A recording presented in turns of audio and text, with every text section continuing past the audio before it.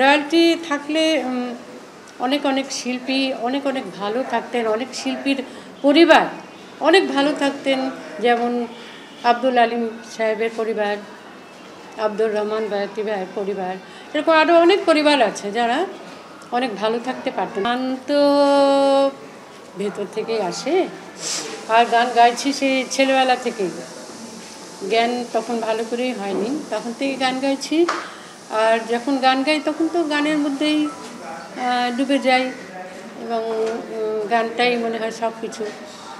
সুতরাং আমার মনে হয় যে সেই জন্য হয়তো সবাই মনে করেন, সবাই মানে সবার কাছে মনে হয় যে আমি সেই আগের মতোই ওইভাবেই গাইছি, ওইভাবেই আপনারা শুনছেন।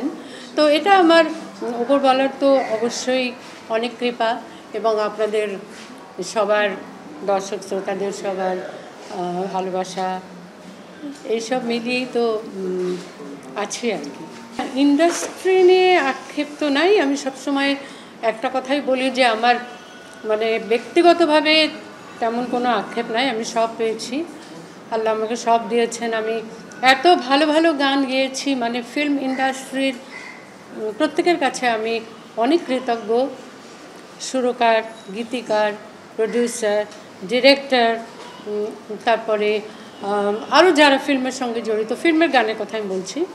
তো আমার সেরকম কোনো আক্ষেপ নাই। তবে আমার একটাই যেটা আক্ষেপ আমি সবসময় বলি, যে সেটা হচ্ছে যে এই যে আমরা এত এত গান গেয়েছি, হাজার হাজার হাজার হাজার গান সবাই গেয়েছি, কিন্তু আক্ষেপ একটাই যে এই আমাদের দেশে গানের কোনো রয়্যালটি নেই।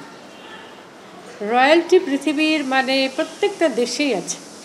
গানের শিল্পীদের, অন্যান্য শিল্পীদের তো আছেনই, গানেরও শিল্পীদের রয়্যালটি প্রত্যেক দেশেই আছে, কিন্তু আমাদের এখানে রয়্যালটির কোনো ব্যবস্থাই নাই, কিছুই নাই। এটা সরকারিভাবে না করলে এটা কোনোদিনও হবে না।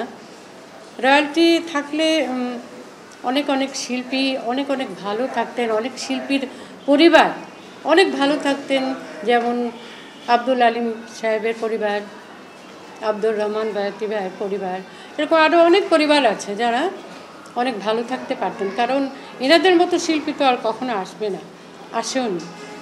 তো সুতরাং এই একটাই আক্ষেপ আমার, যে আমাদের দেশে যে যদি একটু রয়্যালটি সিস্টেমটা চালু হতো তাহলে খুব শান্তি পেতাম।